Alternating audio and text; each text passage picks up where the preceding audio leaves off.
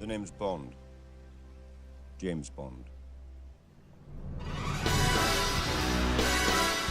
Bonjour à tous, nouvelle vidéo aujourd'hui où j'avais envie de vous parler de TPMP. Oui, l'émission, qu'on soit de gauche, de droite ou même souverainiste, eh bien, tout le monde la est au même niveau. Avant tout, comme d'habitude, abonnez-vous, likez, commentez, suivez-moi sur Twitter et sur Instagram. Et comme d'habitude, comme vous le savez très bien, générique.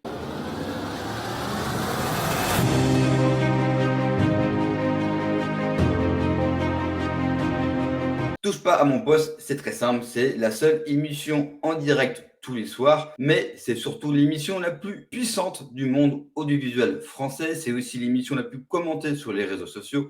Tous les jours, vous allez retrouver une dizaine d'articles au minimum sur cette émission. C'est aussi la seule émission qui reçoit des amendes comme il pleut, mais surtout, cette émission a bien fait consensus. C'est une émission qui abrutit les gens, qu'on soit de gauche, qu'on soit de droite, qu'on soit d'extrême droite, qu'on soit souverainiste, eh bien, on aime cracher sur cette émission alors qu'ils souhaitent, ils rêvent tous d'y être invités, car 5 minutes dans l'émission vous permet d'être connu par le plus grand nombre et de faire le buzz. Alors moi, ce qui me dérange dans les critiques envers Touche pas à mon poste, sur le fait que ce soit une émission populaire, une émission d'humeur, même si l'émission a pris une tournure beaucoup plus d'actualité que d'humeur, c'est que moi, à part la France, il y a un pays que j'aime énormément, c'est le Japon. Eh bien, quand je regarde les émissions japonaises, les émissions de divertissement japonaises, je peux vous assurer que cela ferait passer Touche pas à mon poste pour une émission d'intellectuel.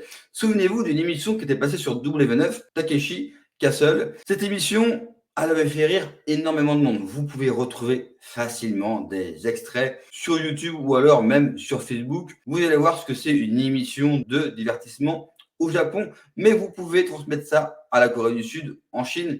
Ils ont des émissions dites populaires, dites de divertissement, qui vont beaucoup, mais alors beaucoup plus loin que TPMP. C'est très simple. Beaucoup d'émissions ne seraient même pas diffusables en France. Je ne crois pas que les Japonais sont connus pour être des abrutis. Je ne crois pas que le Japon est connu dans le monde pour être un pays qui est en retard, notamment d'un point de vue technologique. Je ne crois pas non plus que les petits écoliers japonais sont connus pour être des abrutis. Au contraire, quand vous prenez le classement, eh bien, ils dominent le monde et la France est très loin derrière. Est-ce que cet argument est suffisant?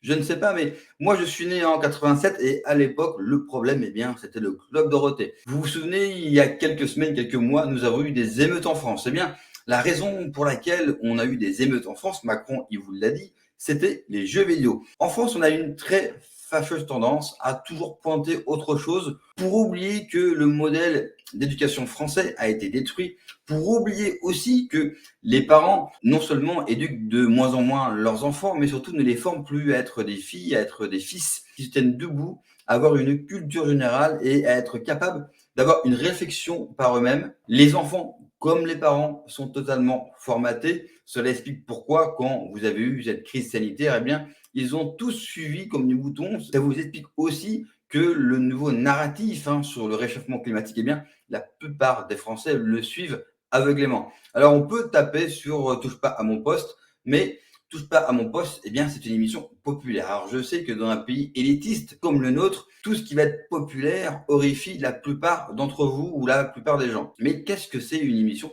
populaire?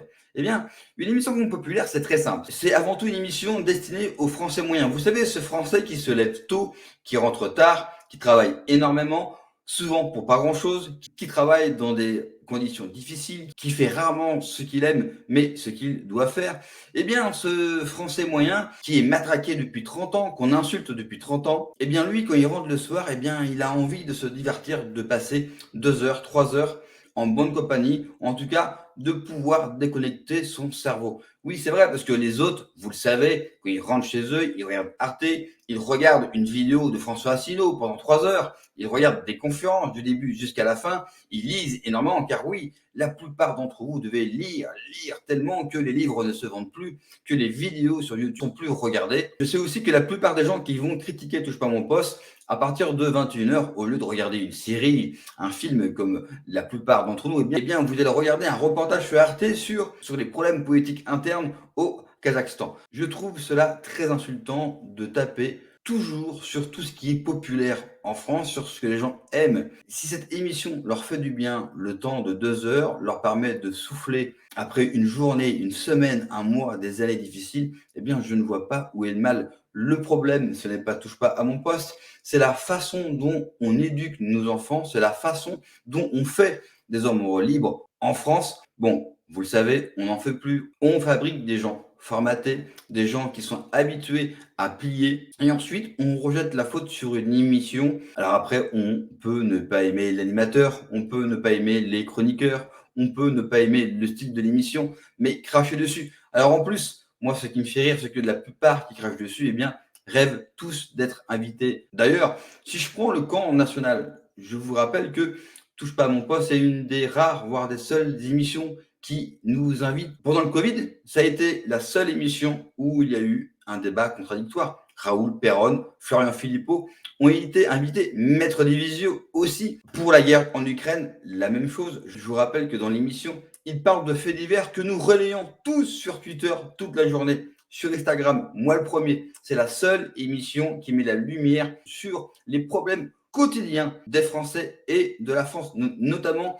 sur le thème de la violence. C'est la seule émission qui le fait. Ce n'est pas CNews, ce n'est pas BFM, ce n'est pas TF1, ce n'est pas France 2, c'est Touche pas à mon poste. Quoi qu'on en dise, tapez sur cette émission, crachez dessus, alors que beaucoup la regardent, alors que beaucoup d'entre vous allez passer des heures soit à jouer sur la PS4, sur la PS5, soit à regarder une série sur Netflix qui ne vous rendra pas plus intelligent que de regarder Touche pas à mon poste. Je trouve ça particulièrement gonflé. Regardez ce que font, ce que consomment les peuples asiatiques. Regardez leurs performances et vous allez vous rendre compte qu'on peut se divertir, qu'on peut prendre du bon temps et être politisé et avoir une culture. Si je me prends à titre personnel, vous le savez, j'aime les mangas, je regarde des animes, je vais avoir 36 ans, je suis père de famille de 2 enfants, j'ai une entreprise, je suis politisé, j'ai été militant, j'ai travaillé pour les Patriotes, pour Florian Philippot, je milite tous les jours sur les réseaux sociaux et notamment via YouTube.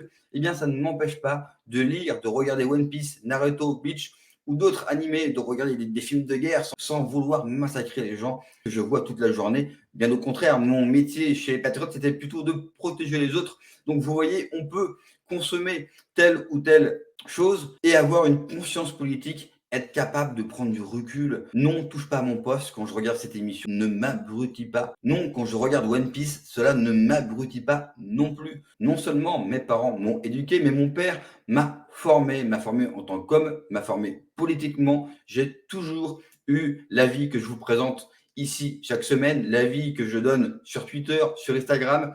Grâce à lui, il ne m'a pas seulement éduqué, mais il m'a élevé en tant qu'homme, il m'a formé politiquement et il m'a permis d'avoir une réflexion. Et malgré le fait que je regarde différents types de programmes, que je regarde énormément la télévision, eh bien cela ne m'a jamais affecté parce qu'il avait fait le boulot avant. Alors s'il vous plaît, au lieu de critiquer, touche pas à mon poste, posez-vous les bonnes questions, faites-vous le boulot au lieu de laisser vos enfants à la crèche chez Nounou, de les laisser devant une tablette, de regarder une série épisode après épisode. Déjà, demandez-vous si dans la vie de tous les jours, vous êtes une femme, un homme qui se tient debout, qui est libre. Et si cela est le cas, eh bien, touche pas à mon poste ou non, cela ne posera véritablement aucun problème.